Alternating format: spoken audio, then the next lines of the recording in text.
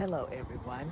It is August 17th, 2026, and it's a slow start today. I didn't really feel like getting up. Um, Stayed up late. I don't remember how late, but it was late. But I'm beginning this walk. One of the reasons why I'm beginning this walk at 9:37 instead of the 8 o'clock, 8:30 type of time of day is because it was really cool this morning. I mean, like, it was too cool for the walk. I don't get out and walk unless it's in the 60s. So I think it got up to 64 degrees. I can't tell from here, but it's more comfortable to walk in the 60s than the 50s in the morning. So I had to wait for the temperature to rise. So I guess we're beginning to get to that time where walking will start out later. Now look at this. I almost tripped. People let stuff like that grow on the sidewalk and you can almost trip. Walking is interesting. It's a nice thing to record and share because it kind of helps people to know, what kind of precautions can be out there. It shares your space and introduces us to another place. And like some of you may never move to Colorado. So to share some views of Colorado Springs and what a Colorado Springs neighborhood may look like. And the city of Colorado Springs is a very diverse city. People probably didn't even believe the state had any diversity. I didn't. When I first moved to Colorado, I thought there would be hardly anybody who actually looked like me. And I didn't see people at first. It wasn't until we went to church, then I started to see a city of people who looked like me. There was a whole area of town. And then I went to work, got a job, and the school that I work with wasn't highly diverse, but it was diverse. And most of the kids, what we call, came from the south side, went to the school I worked at, and there's another school predominantly went to. And so I got a taste of, I wouldn't say diversity, I've had a taste of diversity all my life. I had a taste of,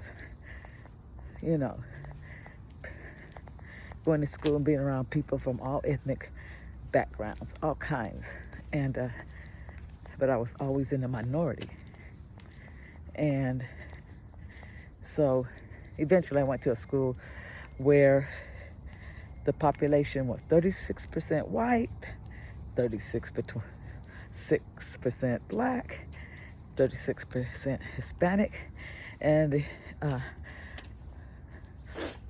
well, my numbers are off, but I know the whites were 36% for sure. And now let me turn that around, get it right, because it was predominantly a black and Hispanic school. So it was 36% black, 36% Hispanic, 20-something% white, and the other percentage others. And I liked it because I was so used to putting my kids in schools where I don't care how good they were not likely to be the lead in a play. Their chances of becoming homecoming queen would be slim to none, or even making homecoming court. So there's an assumption that you kind of not really know you're having, that you probably won't be, those positions you won't have. And so when I got down to the schools that district I started working at, it was the world is yours, whatever you want to be. We saw representation in the plays, not just sports, you know. There was representation in all the clubs. There's representation on the prom court, and the prom queen was a person of color. I was glad to give my kids that experience. Not knocking the military experience, because I like the fact that I grew up around diversity and meeting new people from all different types of countries, integrating with people of other races, though still learn to be cautious, because not everybody, I don't care where you were,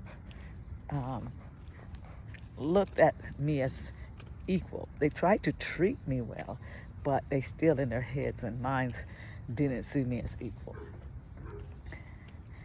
And so what I've learned over the years, you don't need people to see you as equal.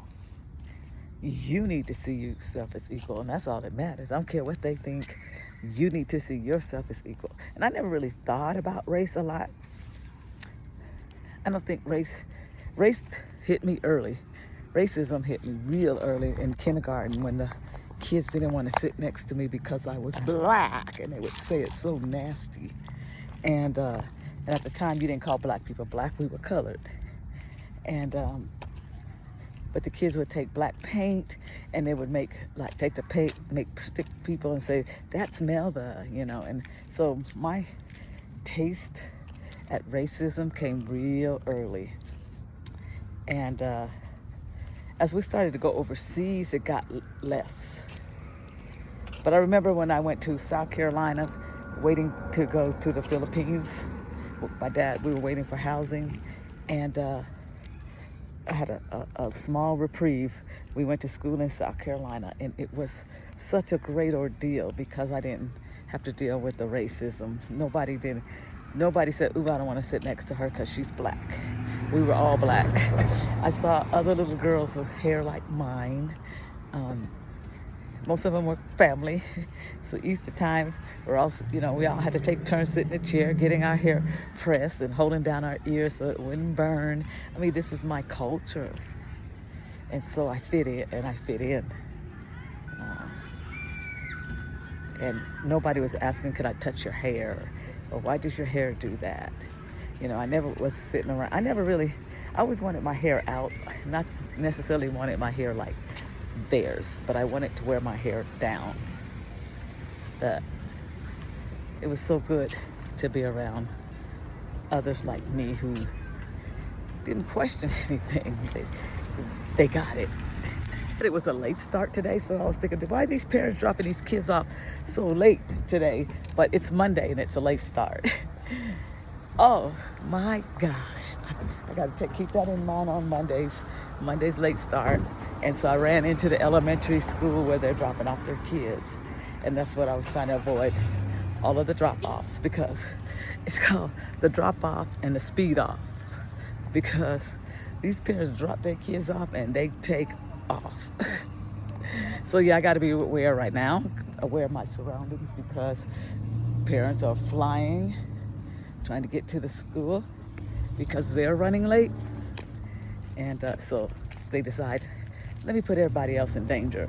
Yeah, the most important thing is to get my kid to school so that they won't be as late as they are already. And let's run some people over almost. Let's nearly run everybody over so I can get to work on time. Yeah, so, because people tend to only think about themselves and their needs. And you'll see that, y'all know that when you're driving down the street and people are trying to pass you to get in front. And they're really not going nowhere to another stoplight. And it's all about them. It's a selfish era. I'm walking up the steep hill, and I gotta make the phone come low because I feel self-conscious aiming the phone when cars are coming. But can y'all see the view of the mountains. Again, it's just so pretty. I have to show it whenever I can.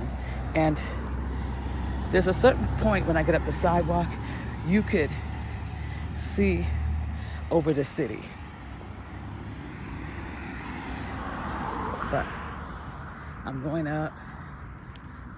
I always seem like I'm out of breath, but I'm really not. It's actually, the walking is so good for me. Because sometimes I'll feel real tired, but the walking takes it out of me. So I finished a book last night, but this one I was listening to, and it's by Frida McFadden. She writes those psycho thrillers. It was so good. It was called The Intruder. It was really good. So, and before that, I read Where the Wildflowers Grow. That was amazing. And so now I'm actually on my Kindle reading the story of Richard Pryor's daughter, Rain. She was one of his biracial children. And so far it's really good. He was not a father. You know, some people say, well, he wasn't a good father. In order to be a good or bad father, you have to be present, right? But he wasn't a father at all. And it's interesting. And I've just started at the beginning of the book. And so if it's already hit me this good now, I think it's really going to get better. And some of her book, you know, she talks about her experience, but she would include some of his experience according to his own autobiography and from a child's point of view. And it's kind of sad.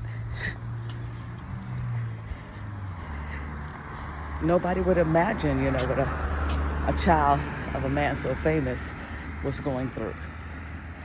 And he was not present.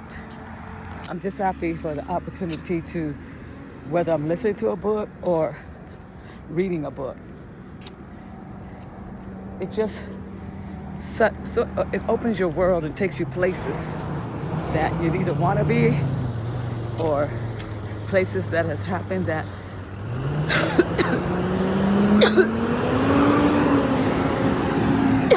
sorry, that's not I love school buses, but it takes you back into history. I don't enjoy reading books that talk about the bad, deep-rooted racial hatred history. It just doesn't do anything but make me mad. But I do like historical stories where people who look like me were successful. Even though times were hard, they were thriving and they were doing well. And because people don't want to tell that side of the story. They wanted to make it look like we were all doing terribly bad and there were no success stories, when there were people owning land. People assumed that all white people had slaves or enslaved people, because we aren't slaves, we were enslaved. Only a tiny percent of the population were wealthy enough to enslave people. And the rest were lower class, not necessarily the lowest class or middle class. And we were always their scapegoat. And everybody wanted to have somebody lower than them on the totem pole. And I think this is where the whole thing of black people are taking all our jobs started, way back in enslavement, when why are you going to hire anybody and pay them to work when you got free labor? So then they blame it on us. It wasn't our fault. And so it never stopped. We're going to take all the work. We're going to take all the jobs. So it started with them. They created that system. And so ever since then, Any race that came afterwards were blamed for taking all the jobs.